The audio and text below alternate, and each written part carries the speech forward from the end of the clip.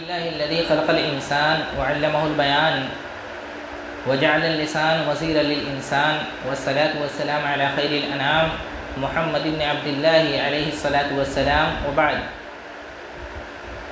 محترم ناظرین، پیارے بھائیو، السلام علیکم ورحمۃ اللہ وبرکاتہ. روزہ کی کچھ شرطیں ہیں جو کسی شخص کے اندر پائی جائیں گی تو اس پر روزہ فرض ہوگا، اور اگر نہیں پائی جائیں گی تو اس پر روزہ فرض نہیں ہوگا.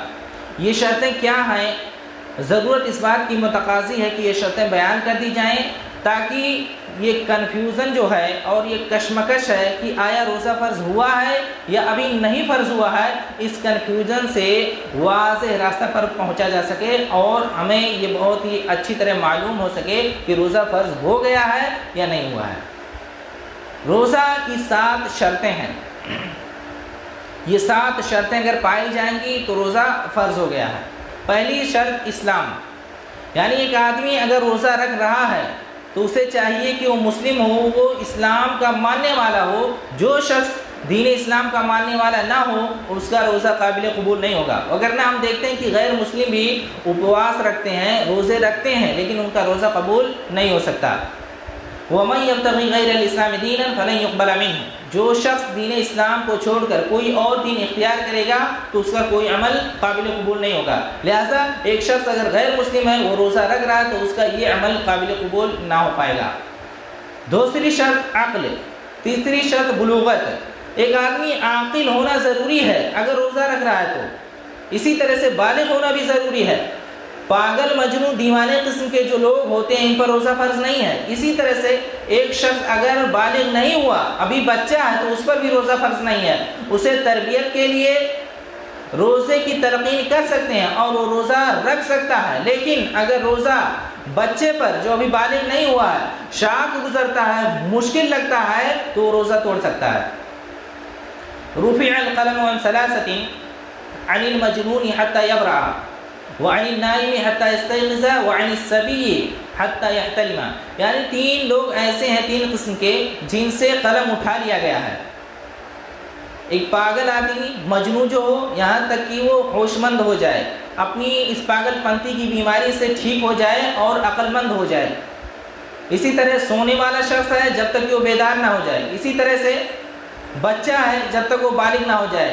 ان 3 قسم کے لوگوں سے شریعت اٹھا لی گئی. لہذا ایک شخص اگر ایسا ہے جو بچہ ہے اور ایک شخص ایسا ہے جو پاگل ہے تو ان پر روزہ فرض نہیں ہے. بچے پر روزہ فرض نہیں ہے، بالغ نہیں ہوا تو اس پر روزہ فرض نہیں ہوگا. اسے تربیت دینے کے لیے روزہ رکھنے کی بات کہہ سکتے ہیں اور کر سکتے ہیں، روزہ رکھ سکتا ہے، لیکن اسے اگر مشکل ہوا تو روزہ چھوڑ دے گا.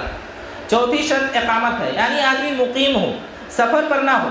فَمَنْ كَانَ مِنْكُمْ مَرِيضًا أَوْ عَلَى سَفَرٍ فَعِدَّةٌ مِّنْ أَيَّامٍ أُخَرَ. جو شخص مریض ہو، بیمار ہو یا مسافر ہو، سفر پر ہو، تو اس کے لیے گنتی کے دوسرے دن ہیں، یعنی سفر کے دن والا روزہ وہ توڑ دے گا اور بعد میں توڑے ہوئے روزہ کی قضا کر کے اپنے چھوٹے ہوئے روزوں کی قضا جو ہے وہ گنتی پوری کر لے گا. جو روزے انسان سفر کی حالت میں چھوڑتا ہے، بعد میں ان روزوں کی قضا کر کے اپنے چھوٹے ہوئے روزوں کی گنتی کو پوری کر لے گا. لہٰذا ایک آدمی اگر مسافر ہے، سفر پر ہے، تو وہ روزہ نہیں رکھے گا، اس سے روزہ فرض نہیں ہے. اسی طرح استطاعت.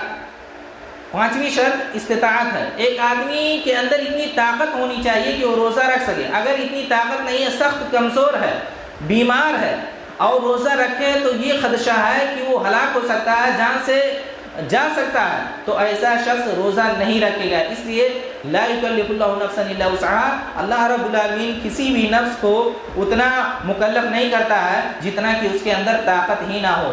اللہ رب العالمین ہر نفس پر اتنا ہی بوجھ ڈالتا ہے جتنا کہ وہ اٹھا سکے. لہذا جو شخص اپنے اندر روزہ رکھنے کی طاقت نہیں پاتا ہے بیماری کی وجہ سے یا سخت کمزوری کی وجہ سے، اس پر روزہ فرض نہیں ہے. ہاں، بہانہ بازی نہیں چلے گی. یہ نہیں کہ اب میں بھی بیمار ہوں، میرے اندر روزہ رکھنے کی طاقت نہیں ہے، لہٰذا میں روزہ نہیں رکھوں گا. واقعی میں جو ایسا معذور ہے وہ روزہ نہیں رکھے گا. اسی طرح سے 6ٹھی شرط جو ہے حیض و نفاس سے پاکی. ایک عورت اگر حیض کی حالت میں ہے یا نفاس کی حالت میں ہے تو روزہ اس پر فرض نہیں ہے. اللہ کے نبی صلی اللہ علیہ وسلم عورتوں کے پاس تشریف لے گئے عید کے موقع پر، ان کے مصلی کے پاس. آپ صلی اللہ علیہ وسلم نے انہیں صدقہ اور خیرات پر ابھارا اور حدیث کے آخر میں اللہ کے نبی صلی اللہ علیہ وسلم نے عورتوں کے نقصان دین کا سبب بیان کیا کہ عورت دین کے اندر ناقص کیوں ہوتی ہے. اس میں اللہ کے نبی صلی اللہ علیہ وسلم نے کہا الیس اذا حاضت لم تصلی ولم تصم، کیا ایسی بات نہیں ہے کہ جب عورت حائضہ ہوتی ہے تو وہ نہ نماز پڑھتی ہے اور نہ روزہ رکھتی ہے؟ عورتوں نے کہا قلنا بلا، عورتوں نے کہا کیوں نہیں، ہاں اللہ کے رسول ایسی ہی بات ہے، جب عورت حائضہ ہوتی ہے تو نہ روزہ رکھتی ہے نہ نماز پڑھتی ہے، نماز معاف ہے اور روزہ کی قضا بعد میں ضروری ہوتی ہے. تو عورت جو حالت حیض میں رہے گی روزہ اس پر فرض نہیں ہے، جب یہ حالت ختم ہو جائے گی تو اس پر روزہ فرض ہو جائے گا. اسی طرح سے نیت، 7ویں شرط نیت ہے. ایک آدمی اگر نیت نہ کرے اور روزہ رکھے تو اس کا روزہ نہیں ہو پائے گا، لہٰذا روزہ کے لیے نیت کرنا ضروری ہے. انما الاعمال بالنیات، اعمال کا دار و مدار نیت پر ہے. نیت جب تک نہیں ہوگی کوئی عمل قابل قبول نہیں ہوگا، وہ عمل مانا ہی نہیں جائے گا. تو نیت کیا ہے؟ من لم یجمع الصیام قبل الفجر فلا صیام له، لا صیام لمن لم یجمع قبل الفجر. طلوع فجر سے پہلے جس نے نیت نہیں کی اس کا روزہ نہیں. یہ فرض روزوں کے تعلق سے ہے، یعنی رمضان کے روزے جو ہیں ان کی نیت طلوع فجر سے پہلے کرنا ضروری ہے، ورنہ نفلی روزے جو ہیں ان کی نیت دن میں بھی ہو سکتی ہے اگر انسان کھانے پینے سے پرہیز کیا ہو. تو نیت کیا ہے؟ نیت دلی ارادے کا نام ہے. نیت دل سے ہوتی ہے. انسان کسی کام کے کرنے کا ارادہ دل میں اگر بنا لیا، کسی کام کے کرنے کو ٹھان لیتا ہے تو نیت ہو گئی. جس طرح سے یہ ویڈیو میں بنا رہا ہوں، آپ حضرات کے سامنے اگر یہ ویڈیو کلپ گزرتی ہے اور آپ حضرات دیکھنے کے لیے اسے پلے کرتے ہیں تو آپ نے یہ ارادہ کر لیا نا کہ مجھے یہ دیکھنا ہے، تو بس نیت ہو گئی. اب نیت یہ ہو گئی کہ میں دیکھ رہا ہوں. اس کے لیے ضروری نہیں کہ یہ کہا جائے میں نے نیت کی اس ویڈیو کے دیکھنے کی. تو معلوم یہ ہو رہا ہے کہ ہمارے ہاں جو کچھ صیغے رائج ہیں، جسے نویت ان اصوم غدا للہ تعالی من فرض رمضان ھذا وبصوم غد نویت من شہر رمضان، اس طرح کے صیغے جو وارد ہیں، اس طرح کے صیغے شریعت کے اندر کہیں نہیں ملتے ہیں، بلکہ یہ ایک اضافی چیز ہے. دین کے اندر یہ بدعت اضافی ہے، اس سے اجتناب کرنا چاہیے. وہی میں نے بتا دیا کہ نیت دلی ارادے کا نام ہے. اب انسان روزہ رکھنے کے لیے سحری کرتا ہے، سحری میں اٹھتا ہے، کس لیے اٹھتا ہے؟ ظاہر سی بات ہے سحری میں اٹھ کے کھانا اسی لیے کھاتا ہے کہ کل مجھے روزہ رکھنا ہے، تو وہیں پہ اس کی نیت ہو جاتی ہے، دل میں ارادہ کرنا. لہٰذا یہ 7 شرطیں ہیں، جس کے اندر یہ پائی جائیں گی اس پر روزہ فرض ہوگا، جس کے اندر نہیں پائی جائیں گی اس پر روزہ فرض نہیں ہوگا.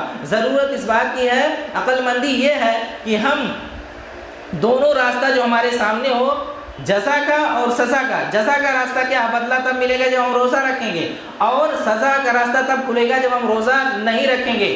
تو ان دونوں راستوں کو اگر ہمیں چننا ہو تو عقل مندی یہ ہے کہ ہم جزا کا راستہ اپنائیں، یعنی ہم بدلے کا راستہ چنیں تاکہ اللہ رب العالمین ہمیں بدلہ دے. لہٰذا ہم روزہ رکھیں تاکہ ہمیں اللہ تعالیٰ بدلہ دے. اللہ تعالیٰ ہمیں نیک عمل کرنے کی توفیق دے. آمین. السلام علیکم.